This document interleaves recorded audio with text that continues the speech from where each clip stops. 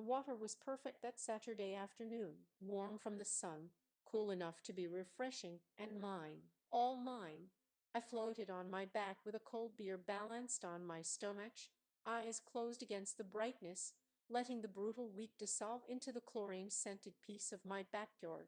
The heat pressed down like a blanket, and somewhere in the distance, a lawnmower hummed its lazy summer song. That's when I heard the screech, expensive sneakers on concrete, the kind of sound that announces someone who has never walked softly anywhere in their life. I opened one eye. A teenager stood at the edge of my pool, arms crossed, looking down at me like I was something he'd found stuck to the bottom of his shoe. May 17, dressed in designer, everything, with a smirk that said he'd never heard the word no from anyone who mattered.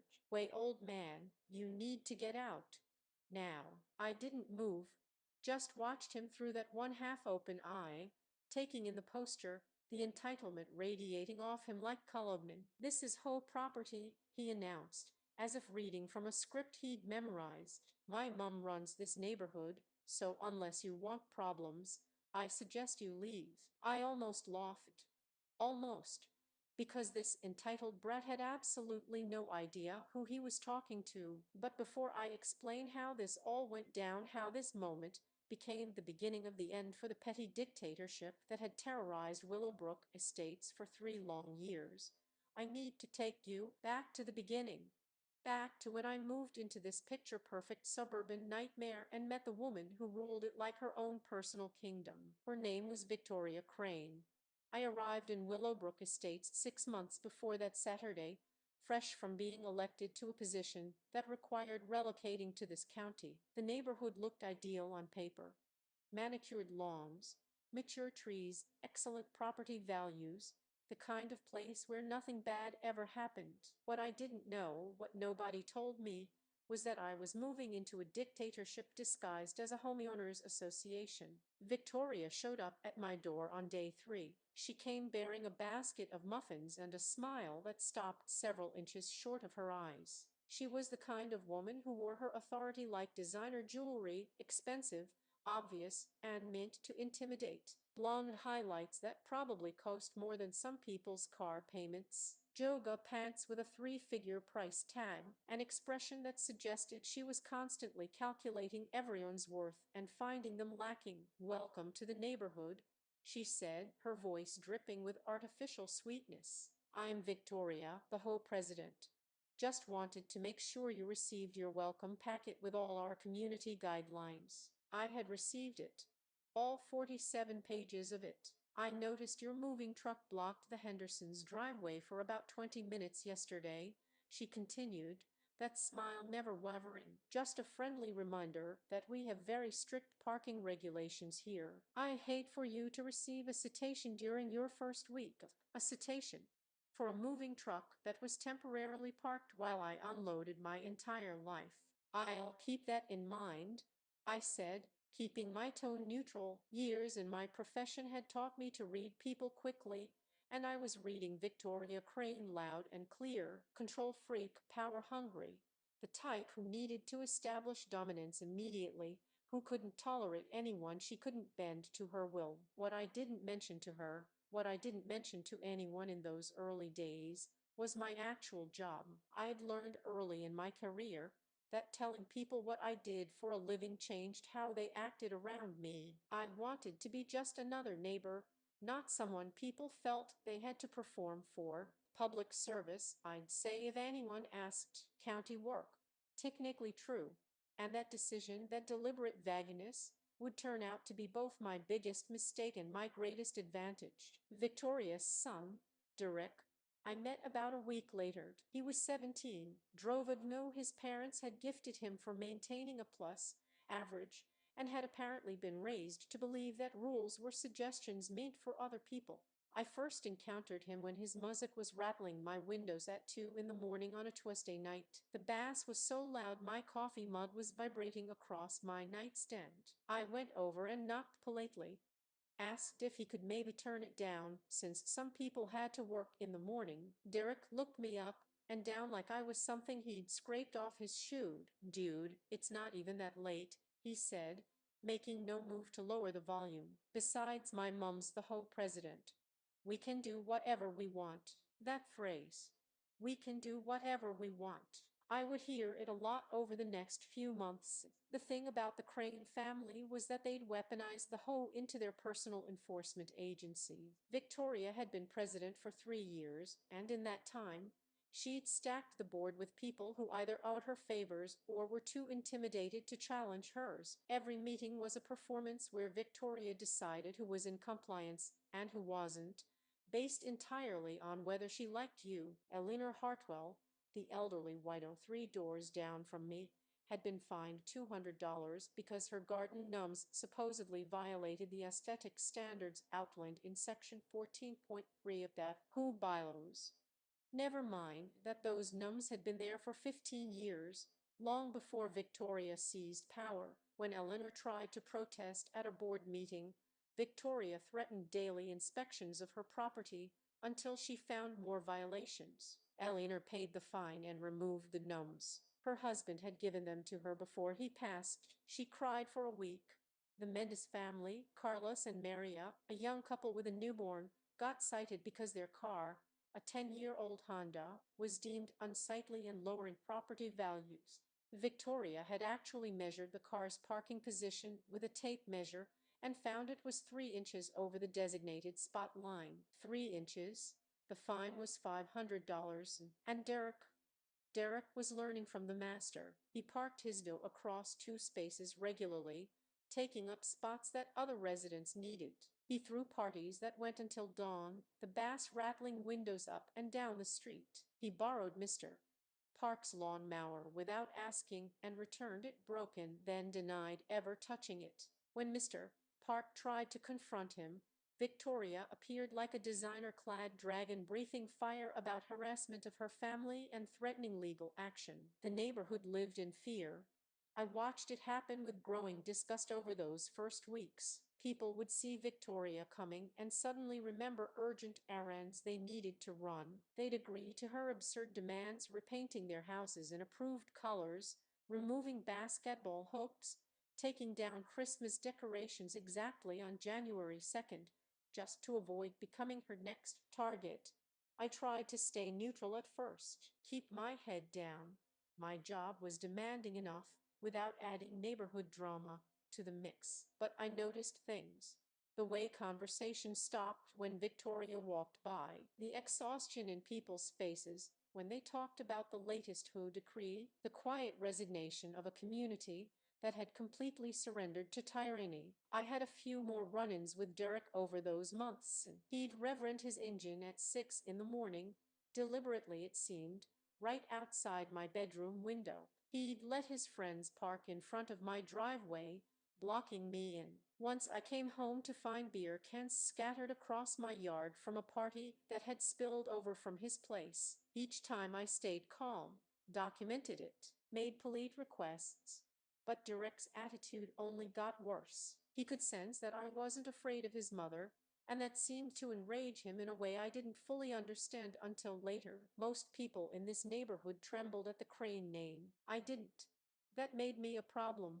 Victoria tried different tactics with me as the months wore on. Surprise inspections where she'd show up at my door with a clipboard, searching for violations. Letters about my grass being a quarter-inch too long, complaints about my truck, the vehicle I used for work, being commercial in nature and therefore banned under HOA rules. I complied when the rules were legitimate, ignored her when they weren't. And I never, not once, told her what I actually did for a living. That restraint would prove very, very valuable. By month 6, I'd seen enough to understand what was really happening. The Cranes weren't just annoying neighbors with too much time on their hands. They were operating what amounted to a protection racket. Comply with Victoria's whims or face endless harassment and fines. Let Derek do whatever he wanted or Victoria would find a way to make your life miserable. What they didn't know was that I'd been collecting evidence the whole time. Photos, videos, documented incidents with timestamps, and witness statements. Neighbors who spoke to me privately, too afraid to go public, but willing to tell me their stories off the record. I wasn't just their neighbor anymore. I was building a case. And then came that Saturday, that beautiful, peaceful Saturday, when Derek decided to escalate from petty nuisance to direct confrontation. When he stood at my pool on my property, and ordered me to leave. That's when I knew it was time to stop being quiet. So there I was, still floating in my pool, looking up at this kid who genuinely believed he had authority over me. Derek Crane stood there in his $200 sneakers, smirking like he'd just delivered a devastating blow. "I'm not leaving," I said calmly, taking another sip of my beer, "because this is my property. My pool, my house." This smirk faltered for half a second before returning even stronger, like he was running a program that couldn't process this response. "No, it's not," he said. "This whole section is HOA community property. My mom showed me the maps. I couldn't help it." I laughed. Not a polite chuckle, but a genuine laugh that echoed across the water. "Son, I don't know what maps your mother showed you, but I've got the property deed that says otherwise. This is private property. You were trespassing." His face flushed red. Derek wasn't used to people standing up to him, and certainly not with laughter. "You are lying. Your mom is wrong," I interrupted, still maintaining that calm tone. Years of dealing with difficult people had taught me that staying cool was the best way to make someone completely lose their composure. "Now, I am going to ask you nicely one time. Please leave my property. You can't tell me what to do." Derek's voice cracked slightly, that teenage fury breaking through. "Do you know who my family is? We run this place." I paddled to the edge of the pool, set down my beer, and looked him straight in the eye. "I know exactly who your family is," I said quietly, "and I am still telling you to leave. Right now." For a moment, I thought he might actually listen. His bravado wavered. Something like uncertainty, maybe even fear, flickered across his face. He was used to people backing down the moment he invoked his mother's name. My refusal to comply didn't fit into his worldview. But then his phone was out, and he was jabbing at the screen with urgent fingers. "You are done," he hissed.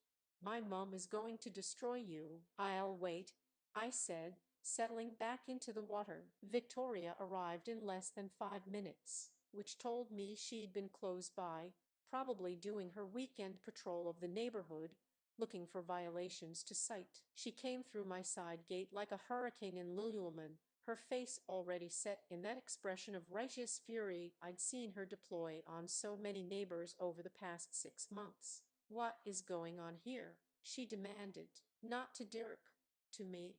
As if I was the problem. "Your son trespassed on my property and ordered me to leave my own pool," I explained, still floating, still calm. "I've asked him to leave. Now I am asking you both to leave." Victoria's eyes narrowed.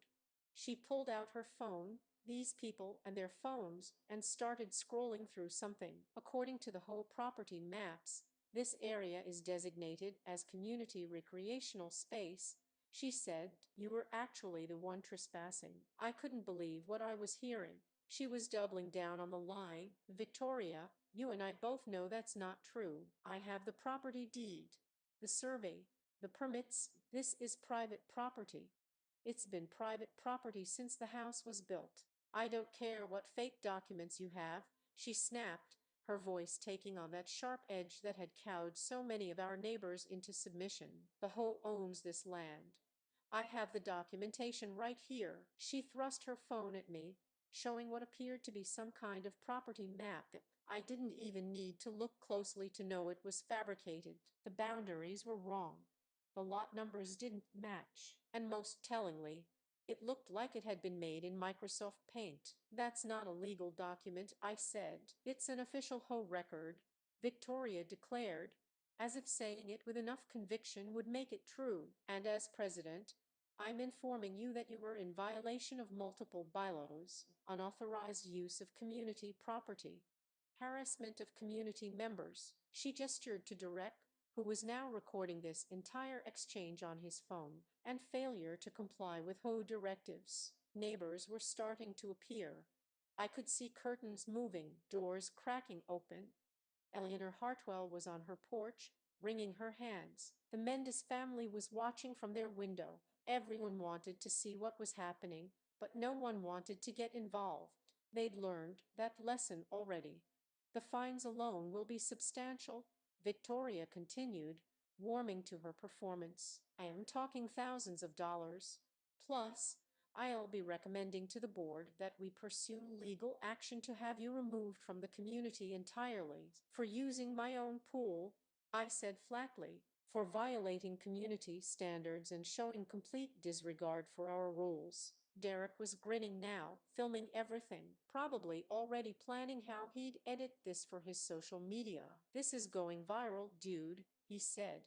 Everyone's going to see what happens when you mess with us. I looked at Victoria, then at Derek, then at the neighbors watching from their houses, too afraid to speak up. This had gone on long enough, not just today, but for months, years. This whole neighborhood had been held hostage by these two, and everyone was too scared to do anything about it. Victoria, I said, climbing out of the pool and reaching for my towel, I am going to give you one last chance. Take your son and leave my property. Now, she laughed, actually laughed. Or what? You will call the police. Please do. I'd love to explain to them how you are illegally occupying community property and threatening whole leadership. I'm not threatening anyone. I'm asking you to leave. We are not going anywhere. Derek chimed in, still recording. This is our neighborhood. You are nobody. Victoria nodded, crossing her arms with smug satisfaction. That's right. You moved here 6 months ago thinking you could ignore our rules, avoid our fees, do whatever you want. Well, that's not how Willowbrook Estates works. We have standards. We have order. And people who don't comply face consequences. Consequences, I repeated. Serious consequences. Victoria emphasized, her voice dripping with threat. I am calling an emergency HO board meeting for Monday night. We are going to discuss your multiple violations and what actions need to be taken. I suggest you attend, though frankly, the decision is already made. She turned to leave, Derek following her, still filming me standing there in my swim trunks, dripping water on my own patio. Oh, and one more thing, Victoria called over her shoulder. That truck of yours, the one you park in your driveway, I am having it towed tomorrow.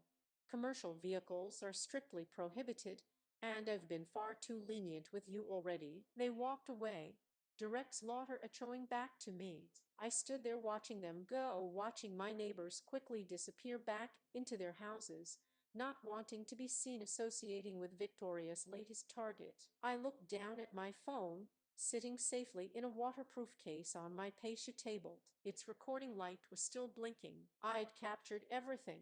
Consequences, I muttered to myself, a smile slowly spreading across my face. Victoria, let's talk about consequences. That evening after Victoria and Derek left, something unexpected happened. A soft knock on my front door. I opened it to find Eleanor Hartwell standing on my porch, trembling slightly, holding a casserole dish like a shield. She was 72, had lived alone since her husband passed, and I'd watched her shrink into herself every time Victoria drove past. Now she stood before me, looking like she might bolt at any moment. I saw what happened, she said quietly. May I come in? Over the next 2 hours, Eleanor told me everything, not just about her own experiences, but about the entire neighborhood's 3-year nightmare under Victoria's rule. The garden gnome incident I'd heard about. That was just the beginning. Victoria had fined Eleanor repeatedly for various violations. Her mailbox was the wrong shade of black. Her doormat was 2 inches too large. Her porch light was too bright after sunset. The fines totaled over $3,000, and Eleanor was living on Social Security. Those fines had forced her to skip medications, to eat less, to lie awake at night wondering how much longer she could hold on.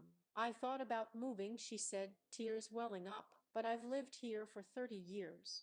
My husband and I raised our children in this house. We planted that oak tree in the backyard together. Why should I be driven out by that woman's? You shouldn't, I said firmly. But what can I do? Her voice broke. She controls everything. The board just does whatever she says. I tried to fight one fine, just one, and she tripled it. Said I was disrespecting Hope authority. After Eleanor left, I couldn't sleep. I sat up reviewing everything I'd documented about the Cranes, and I realized this was bigger than just annoying neighbors. This was systematic harassment, possibly fraud, definitely abuse of power.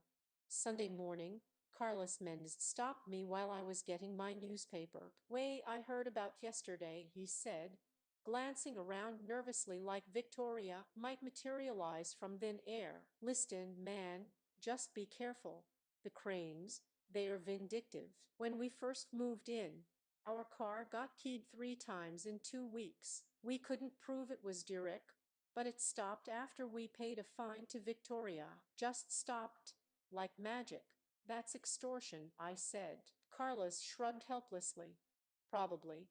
But what are we going to do? We've got a baby, a mortgage. We can't afford legal fees to fight the hoe, and Victoria knows that. She targets people who can't fight back." Over the next few days, more neighbors came forward, speaking in hushed voices, always checking over their shoulders. Each had a story. Mr. Park told me about how Duruk had borrowed their lawn mower, broken it, and then Victoria had cited them for having an improperly maintained lawn. When they explained their mower was broken by her son, she'd threatened them with daily inspections. The Santos family described how their teenage daughter had rejected Durek's advances at school. The next week, their house was egged. Security footage clearly showed Durek's will, but when they went to Victoria, she'd threatened to sue them for defamation. James Sullivan, a single father of 2, told me about coming home to find his fence vandalized with spray paint. Victoria had immediately fined him for the eyesore and demanded he repaint it within 48 hours at his own expense. He'd seen Derek and his friends laughing in their yard that night, but had no way to prove it. "She's untouchable," James said bitterly. "Her brother-in-law is a lawyer who sends threatening letters to anyone who challenges her. Her husband donates to local politicians. She's got connections everywhere." I listened to all of it, documented all of it, and felt my anger growing into something cold and focused. The week after the pool incident, Derek escalated. Monday evening, I came home to find him and 3 friends in my backyard, peering through my fence at the pool. "Can I help you?" I called out. "Just checking out the community property," Derek sneered, "making sure everything's up to code." Tuesday, he drove past my house at least a dozen times, revving his engine, laying on the horn. When I was trying to work from home, the noise was constant, calculated harassment. I called him once, asked him politely to stop. He laughed and hung up. Wednesday, I found trash dumped on my lawn. Fast food bags, soda cups, cigarette butts. My security camera caught Derek's Blue driving away at 3 in the morning. Thursday, someone, and I had a pretty good guess who, slashed 2 of my truck tires while I was at work. Every incident I documented. Photos, videos, timestamps. I was building something bigger than just a defense against harassment. But I needed more. I needed the final piece that would make this case undeniable. Friday, I had to work late. A major situation required my attention, and I didn't get home until almost midnight. That's when I saw it. My pool area looked like a war zone. Beer bottles floated in the water. Pizza boxes were scattered across the deck. Someone had vomited in my flower beds. My patio furniture was overturned. My expensive grill had been pushed into the pool, lying at the bottom like a sunken ship. But the worst part, the absolute worst part, was knowing that my neighbors had watched it happen and done nothing. "I am sorry," Eleanor said when I knocked on her door, barely containing my fury. "They showed up around 6. Derek and at least 20 kids. They were so loud, so destructive. I called Victoria, but she just laughed and said boys will be boys." I wanted to call the police, but she trailed off, her face crumpling. But what? She looked down at her feet. Victoria told everyone that if anyone called the police on her son, she'd make our lives hell. She'd find violations for everyone who dared. She promised. I am sorry. I am so sorry. I stood there on Eleanor's porch, looking at this elderly woman who'd been terrorized into helplessness, and something in me shifted. Not anger, clarity. These people needed someone who couldn't be threatened, someone who couldn't be bullied or intimidated, someone with actual authority that superseded Victoria's manufactured power. Eleanor, I said calmly, how would you feel about testifying to what you just told Meg? I couldn't. Victoria would. What if I told you that Victoria can't touch you, that none of her threats mean anything? How could you possibly guarantee that? I smiled. Because on Monday night, at that emergency home meeting Victoria called, I am going to introduce myself properly. I paused, and trust me, she's not going to like it. Saturday morning, I filed formal reports, not with the HOA, with my own office. Trespassing, vandalism, harassment, destruction of property. I documented every incident, every witness statement, every piece of evidence I'd collected over 6 months. And then I made some calls to the county attorney's office, to the state HOA regulatory board, to a few colleagues who specialized in civil rights violations. By Sunday night, I had everything I needed. The trap was set. Victoria had called an emergency meeting to crucify me. She had no idea she'd actually called her own trial. A Monday couldn't come fast enough.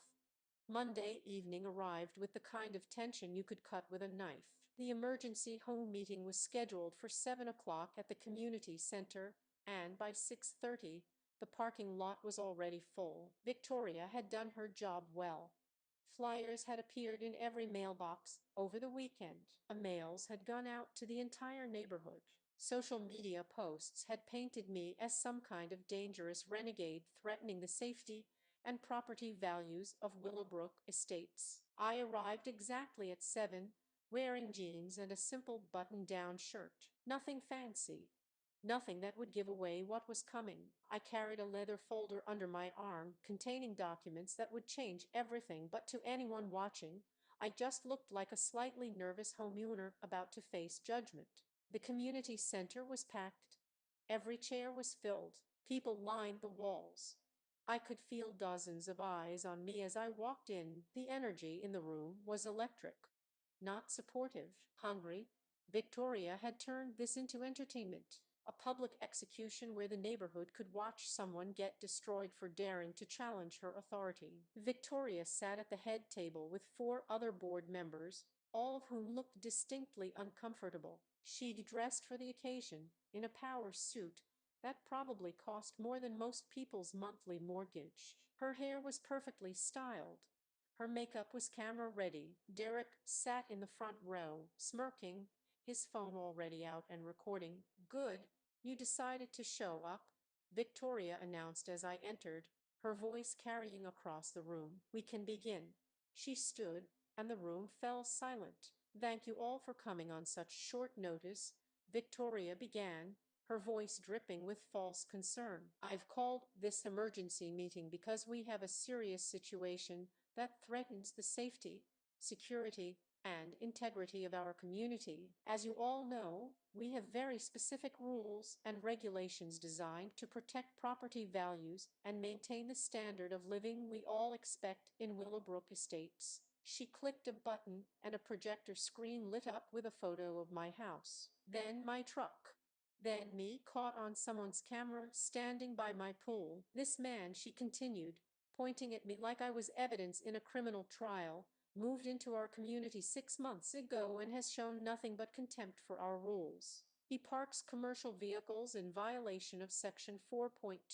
He refuses to maintain his property to community standards. He's been hostile to community leaderships, and most seriously, he has been illegally occupying HOA common property. Murmurs rippled through the crowd.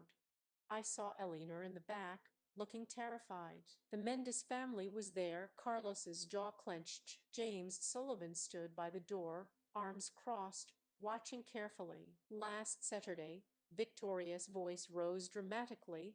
This man verbally assaulted my minor son. When Dirk politely asked him to vacate community property, he became aggressive, threatening, and showed complete disregard for HOA authorities. She clicked again. Now it was screenshots from Direct's phone video, carefully edited, of course, clips of me saying I'm telling you to leave without the context, me climbing out of the pool, looking vaguely threatening, my face in a moment that could be interpreted as angry. My son felt genuinely unsafe, Victoria continued, placing a protective hand on Direct's shoulder. And that's when I knew we had to act. We cannot have someone in our community who threatens children, who occupies property that doesn't belong to him, and who shows such blatant disrespect for the rules we all agreed to follow. The board members nodded in unison like bobbleheads programmed to agree with everything Victoria said. I'd like to call Derek Crane to speak about his experience, Victoria announced. Derek stood up, playing the role of traumatized victim perfectly.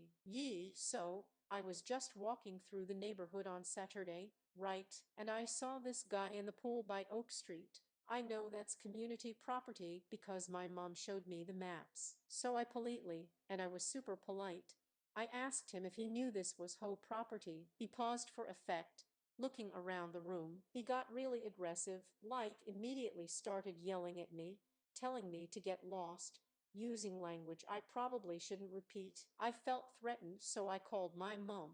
When she got there and tried to calmly explain the situation, he got even worse. He actually threatened to call the police on us when he's the one trespassing. I had to admire the performance. The kid had learned from the best. Half-truths mixed with complete fabrications, delivered with enough conviction that people who didn't know better might actually believe it. Thank you, Durek, Victoria said, giving him a comforting pat. I know that was difficult to relive. She turned back to the crowd. The board and I have discussed this extensively, and we've determined that this level of violation cannot be tolerated. I'm recommending immediate action.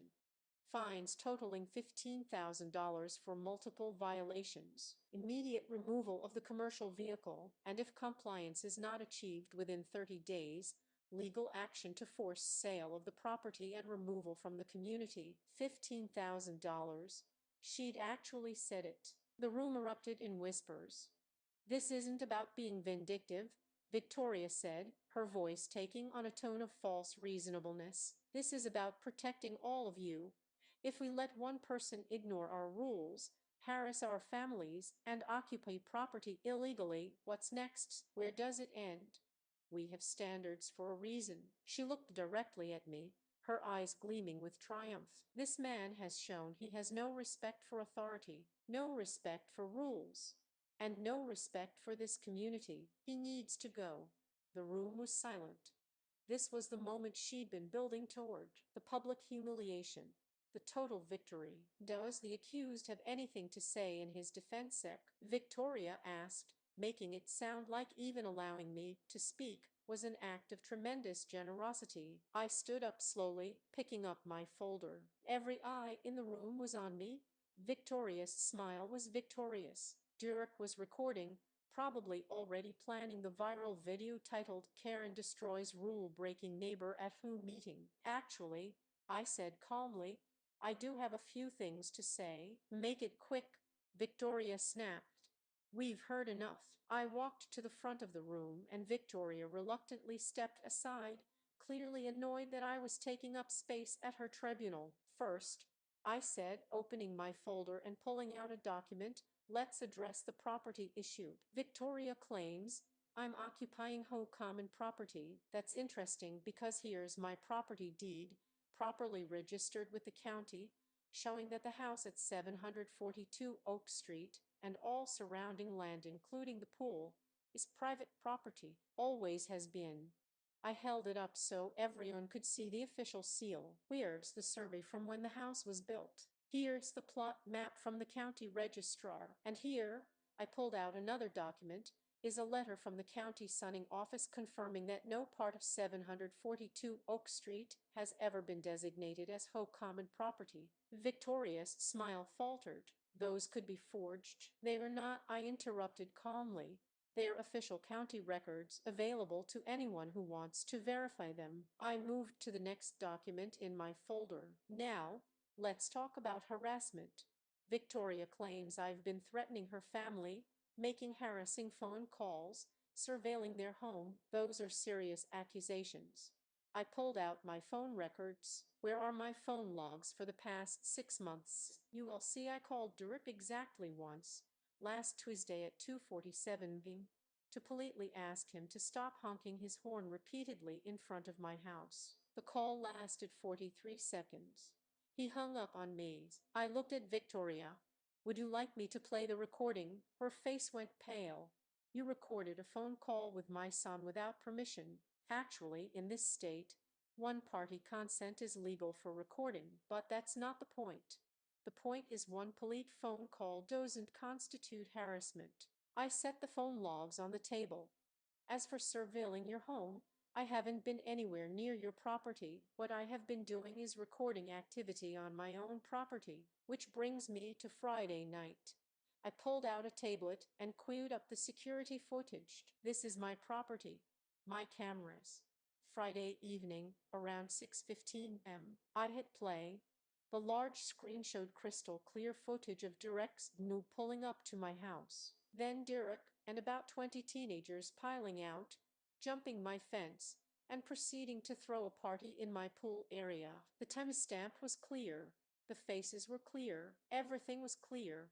The room went dead silent as we watched Derek and his friends trash my property. You could hear the bottles breaking, the furniture being thrown around, someone yelling about pushing the grill into the pool. This lasted for approximately 4 hours. I said, letting the footage play. Trespassing, vandalism, destruction of property. There's also underage drinking, but we'll get to that. Victoria's face had gone from pale to red. That's taken out of context. There's 6 hours of footage. Victoria, would you like me to play all of it? Derek had stopped recording. He was staring at the screen, finally realizing that his pranks had been documented in perfect high definition. But that's not all. I continued, pulling out more documents. Let's talk about the pattern of behavior. Monday night, trash dumped on my lawn. Tuesday, constant harassment with car horns. Wednesday, more trash. Thursday, my truck tires slashed. I showed the footage for each incident. Derek's boa was visible in every single one. Now here's where it gets interesting, I said, my voice still calm, still measured. I started documenting everything about 6 months ago. Not just incidents involving me, but incidents involving other residents. I looked around the room. Alina, would you like to tell everyone about your garden? No, Mr. Alina stood up, trembling but determined. Victoria fined me $200 because she said they violated aesthetic standards. But those gnomes had been there for 15 years before she became president. My husband gave them to me. She made me throw them away, and the Mendes family, I continued. Carlos Maria, tell everyone about your car. Carlos stood. We got fined $500 because our Honda was supposedly 3 inches over the parking line. Victoria measured it herself. We couldn't afford it, but we paid because she threatened more fines if we didn't. James Sullivan, your fence. James stepped forward. Someone spray painted it. I have security footage showing Derek's car that night. But when I reported it, Victoria fined me for having a vandalized fence and told me I had to fix it immediately at my own expense. One by one, neighbors began standing up. People who'd been silent for years, terrified of Victoria's power, suddenly found their voices. She fined me for having the wrong color mailbox. She threatened to inspect my house daily until she found violations. My daughter rejected Derek at school, and our house got egged. She threatened legal action when I questioned an assessment. Victoria was shaking her head frantically. This is coordinated slander. You are all lying. Actually, I said. They are all telling the truth, and I can prove it. Because you see, Victoria, I haven't just been your neighbor for the past 6 months. I paused. I've been investigating you. The room went silent again. Victoria's eyes narrowed. Investigating? Who do you think you are? This was it. The moment I'd been building toward. I reached into my pocket and pulled out my badge. The gold shield caught the light as I held it up for everyone to see. I am Sheriff Nathan Cole, I said. Elected sheriff of this county, and Victoria, you and your son are in a lot of trouble. The reaction was instantaneous and explosive. Gasps echoed through the room. Victoria's face went from red to white in an instant. Derek dropped his phone. The board members looked like they wanted to melt into their chairs. That's not possible, Victoria stammered. You said you worked in public service. I do. I serve the public as their elected sheriff. I moved here 6 months ago when I took office, and I deliberately kept my profession quiet because I wanted to integrate normally into the communities. I wanted to be a neighbor, not a badge. I set my shield on the table. But you made that impossible. I pulled out another folder, this one much thicker. For the past 6 months, I've been documenting everything, every whole violation you've fabricated. Every fine you've assessed without proper authority, every threat you've made to intimidate residents, every instance of your son's criminal behavior that you've covered up. Victoria tried to regain her footing. You can't. This is entrapment. You deliberately. Entrapment requires inducement to commit a crime. I didn't make your son trespass, vandalize property, or engage in underage drinking. I didn't make you abuse your whole position, file false reports, or threaten residents. You both did that all on your own. I just documented it. I turned to the board members. Did any of you know that Victoria has been misappropriating home funds, that she's been pocketing assessment fees and falsifying financial records? The board members looked shocked. That's not. We never. One of them started. Here are the financial records, I said, sliding documents across the table. Official HOA accounts versus Victoria's personal banking records. Notice the correlation between special assessments and deposits to her personal account. That's embezzlement. That's fraud. Victoria was standing now, her hands gripping the table. You have no right to access my financial records. I had probable cause and a warrant. Everything was done legally, unlike pretty much everything you've done for the past 3 years. I turned to face the entire room. Here's what's going to happen. Dirk is going to be charged with criminal trespass, vandalism, destruction of property, and contributing to the delinquency of minors. Victoria is going to be investigated for fraud, embezzlement, and abuse of power. The HOA's financial records are going to be audited by the state regulatory board. You can't do this, Victoria shrieked. My brother-in-law is a lawyer. We'll sue you for everything. Go ahead, I said calmly. I welcome it. Discovery should be fascinating. Derek suddenly stood up. You think you were so tough. You think your little badge scares Meg. He took a step toward me, his fists clenched. My family owns this neighborhood. We own you, Derek, I said quietly. I strongly suggest you sit down and remain quiet. Or what? He was in my face now, chest puffed out, teenage bravado mixed with genuine panic. You gonna arrest me for what? Having a party? Give me a break, old man. Then he made his final mistake. He put his hand on my chest and shoved me. The moment Derek's hand made contact with my chest, the entire room seemed to freeze. That single shove, witnessed by over 100 people, had just sealed his fate. Derek Crane, I said calmly, pulling handcuffs from my belt. You are under arrest for assault on a law enforcement officer, criminal trespass, vandalism, destruction of property, and contributing to the delinquency of minors. What? No, Derek backed up, his bravado evaporating. I barely touched you. That's not assault. Any unwanted physical contact with an officer is assault. Congratulations, you just upgraded your charges. I keyed my radio. Dispatch, this is Sheriff Cole. I need 2 units at the Willowbrook Estates Community Center. Suspect in custody. Don't you dare! Victoria screamed, launching herself between me and her son. You leave him alone. This is abuse of power. This is, madam, step back, I said firmly. You are interfering with an arrest. I don't care. You are not taking my son. The community center doors opened and 2 of my deputies walked in. I had them on standby, parked 2 blocks away, just in case things went exactly like this. Deputy Martins and Deputy Chen, both professional, both ready. Deputies, please escort Mrs. Crane away from the suspect, I instructed. Victoria fought as they gently but firmly moved her aside. This is harassment. Discrimination. I'll have all of your jobs. Do you know who my family is? Do you know what connections we have? Derek tried to run. He actually bolted for the side door, but Deputy Martins was faster. Within seconds, Derek was in handcuffs, being read his rights while a teenager alternated between cursing and crying. You have the right to remain silent, Martins began. This is so unfair, Derek sobbed. I didn't do anything. It was just a party. It was just a joke. Anything you say can and will be used against you in a court of law. Victoria's meltdown was spectacular. She collapsed into a chair, then immediately jumped up again, pointing at me with a shaking finger. I'll destroy you.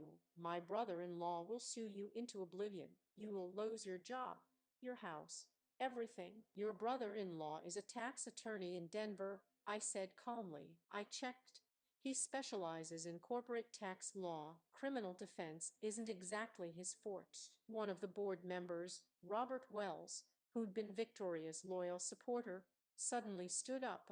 Victoria, I think we need to have a separate board discussion. Without you present.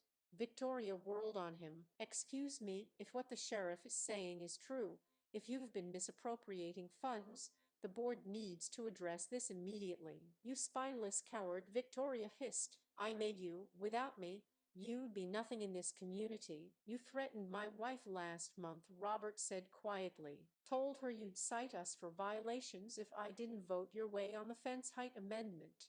I went along with it because I was scared. I am done being scared. Another board member stood. She told me she'd make sure my home insurance found out about renovations I'd done without permits if I didn't support her assessment increases. Then another. She's been doctoring the financial reports. I questioned a discrepancy once, and she threatened to have my business clients informed about some made-up violations. The dam had broken. Years of intimidation, threats, and fear were spilling out. Victoria looked around wildly, realizing that her empire was collapsing in real time. You are all traitors. After everything I've done for this community, you have done nothing but terrorize us, Eleanor said, standing up with more strength in her voice than I'd ever heard. For 3 years, you have bullied us, threatened us, stolen from us. Well, it's over, Victoria. We are done. The community center erupted in agreement. People were standing, voices overlapping, sharing their stories of Victoria's abuse. The fear that had kept them silent for years was transforming into anger, into relief, into solidarity. Deputy Chen escorted Durek out, the teenager's head hanging low, his mother screaming after him. Don't say anything. Don't talk to them. We'll get a lawyer. Madam, you need to calm down, Deputy Martins said. Don't tell me to calm down. Do you know who I am? Yes, madam. You are someone who's about to be arrested for obstruction if you don't step back. Victoria finally seemed to realize the gravity of her situation. She looked at me, and for the first time I saw genuine fear in her eyes. You can't prove any of this financial stuff. Those records could be from anywhere. They are from your bank, obtained with a warrant based on probable cause. Your signatures are on the withdrawal slips. Your fingerprints are on the falsified reports. Victoria, you left a trail a mile wide because you never thought anyone would look. This is a witch hunt, she said, but her voice had lost its strength. No, I corrected. This is accountability, something you've never experienced. Robert stood up officially. I am calling for an emergency vote. all in favor of immediately removing Victoria Crane as HOA president. Every hand in the room went up. Every single one. Motion passes unanimously, Robert said. Victoria, you are removed from office effective immediately. We'll be conducting a full audit and cooperating completely with law enforcement. Victoria stood there, her perfect hair slightly disheveled, her power suit no longer looking quite so authoritative. 3 years of tyranny had ended in less than an hour. This isn't over, she said, but it sounded hollow. Actually, I said, it is. Deputies, please escort Mrs. Crane out. As they led her toward the door, she turned back one last time. I'll sue all of you. The HO, the sheriff's department, everyone in this room. You were welcome to try, I called after her. Discovery should be interesting. After she was gone, the room remained silent for a long moment. Then Carlos Menz started clapping, then Eleanor, then James. Soon the entire community center was erupting in applause. Thank you, Eleanor said, tears streaming down her face. Thank you for standing up for us. You all stood up for yourselves, I said. I just gave you the opportunity.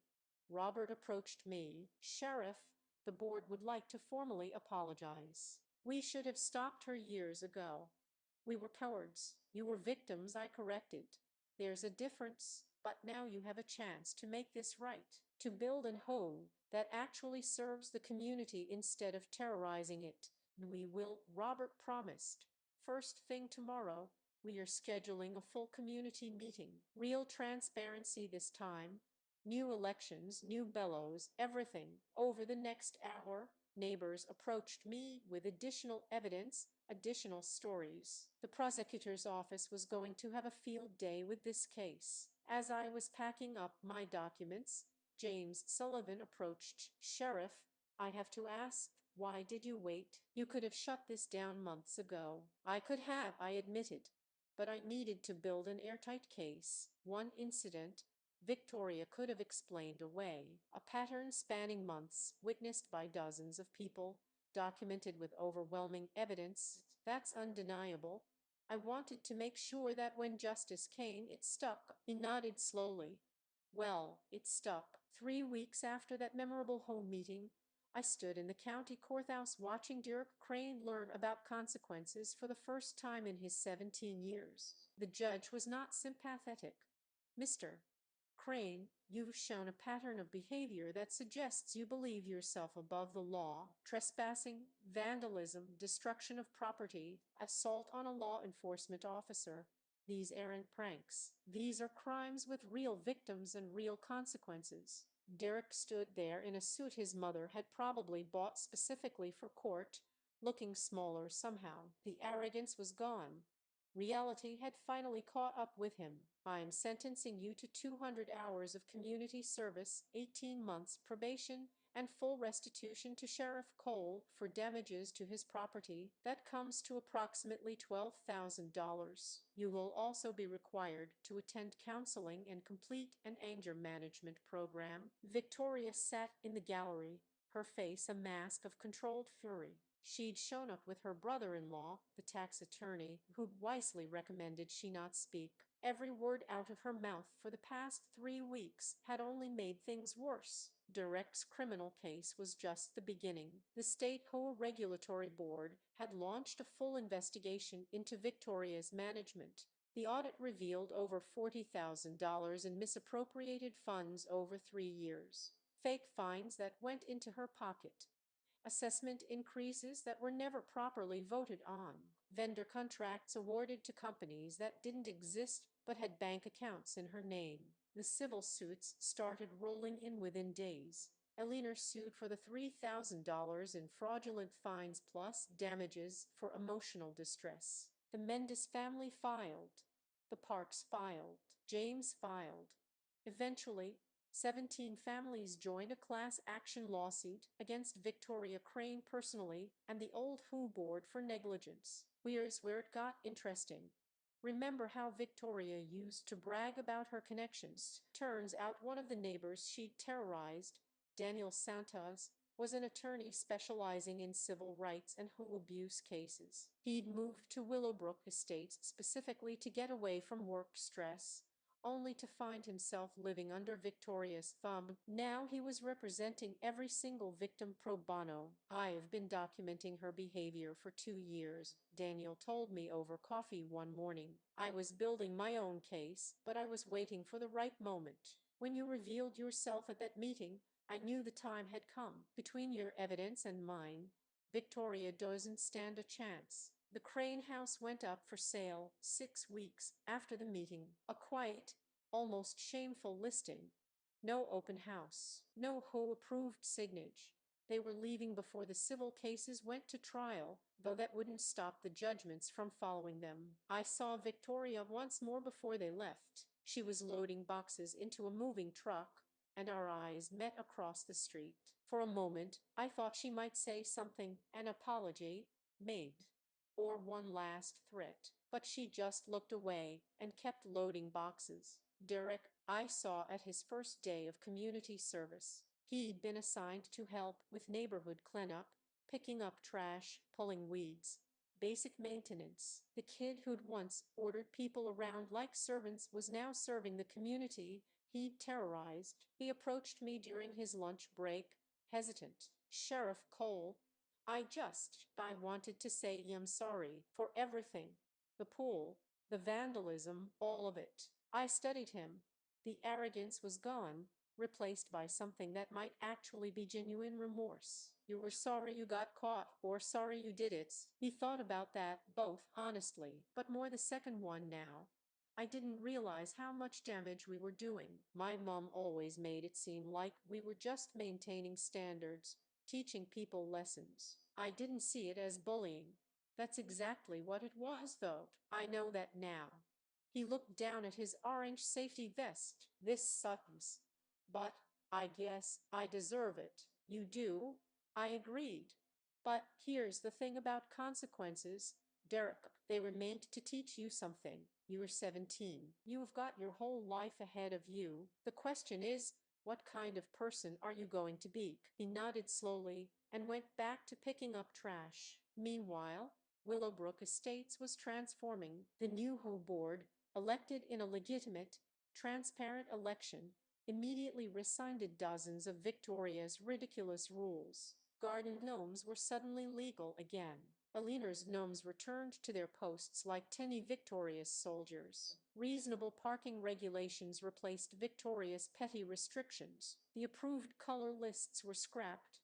The excessive fines were eliminated. The WHO became what it was supposed to be, a community organization that maintained common areas and facilitated neighborhood cooperation, not an enforcement agency for one person's ego. Robert Wells, now serving as president, approached me about hosting a community pool day. "Your pool, obviously," he said. "Completely voluntary. We thought it might be a nice way to bring everyone together, show that we're actually a community now." I agreed immediately. That first pool day was magical. Kids splashing in the water where Derek had once demanded I leave. Alina bringing her famous potato salad. The Mendes baby taking his first swimming lesson. James manning the grill, my grill, which had been fished out, cleaned, and repaired. People weren't watching nervously for Victoria to appear. They weren't worried about violations or fines. They were just being neighbors, being friends. Carlos Mendez approached me with a beer. "You know, I've been thinking about what you did, keeping your job secret. I mean, part of me wishes you'd told us from the start. We could have ended this years ago."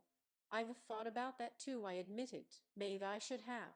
But I also think sometimes you have to let people get comfortable being themselves. If I'd led with the badge, Victoria might have been more careful. We might never have gathered enough evidence to really stop her." Silver lining to your secret identity, or something like that. That evening, as the sun set and neighbors lingered by the pool, now half empty but still full of laughter, I realized something. This was why I'd become a sheriff.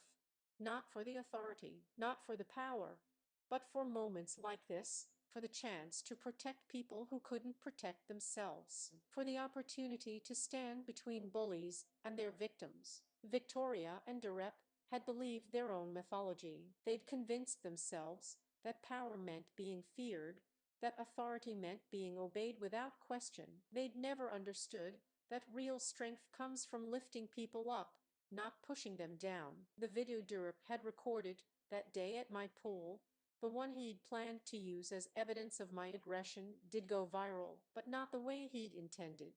The unedited version, showing him trespassing and making demands, became a cautionary tale about entitled behavior. Comments poured in from everywhere. This is what's wrong with Hope culture. That kid got what he deserved. Thank God for that sheriff. Justice. I reflected on how karma has a funny way of finding balance. You can push people down for only so long before they push back. You can abuse power only until someone with real power notices. You can rule through fear until someone fearless comes along. 6 months after that chaotic home meeting, Willowbrook Estates was genuinely thriving. Property values had actually increased because people wanted to live in a community known for standing up to tyranny. The home budget was transparent and published quarterly. Board meetings were collaborative instead of dictatorial. And mate, I was just another neighbor. The sheriff thing was known now, obviously, but people treated me normally. They waved when I mowed my lawn. They borrowed my tools and returned them. They invited me to barbecues not because I was the sheriff, but because I was part of the community. That's all I'd ever wanted. What I learned from all of this, what I hope anyone reading might take away, is that bullies, whether they are in a schoolyard or running in homes, survive on one thing and one thing only: silence. They count on good people being too afraid, too tired, or too intimidated to stand up. Victoria and Durek ruled Willowbrook Estates for 3 years not because they were powerful, but because everyone else felt powerless. The moment people found their voices, the tyranny ended. You don't need a badge to stand up for what's right. You don't need authority to refuse to be bullied. What you need is courage, the courage to document abuse, to speak truth, to stand with others who are suffering. Change doesn't happen because one hero rides in and saves the day. It happens because ordinary people decide they've had enough. If you're living under someone's thumb and tyrant, a workplace bully, anyone who's using power to hurt instead of help, know this: their power is an illusion. It exists only as long as you believe in it. The moment you stop being afraid, the moment you stand up and say no more, everything changes. Remember, karma doesn't always arrive on schedule, but it always arrives. And when it does, it's absolutely beautiful to witness.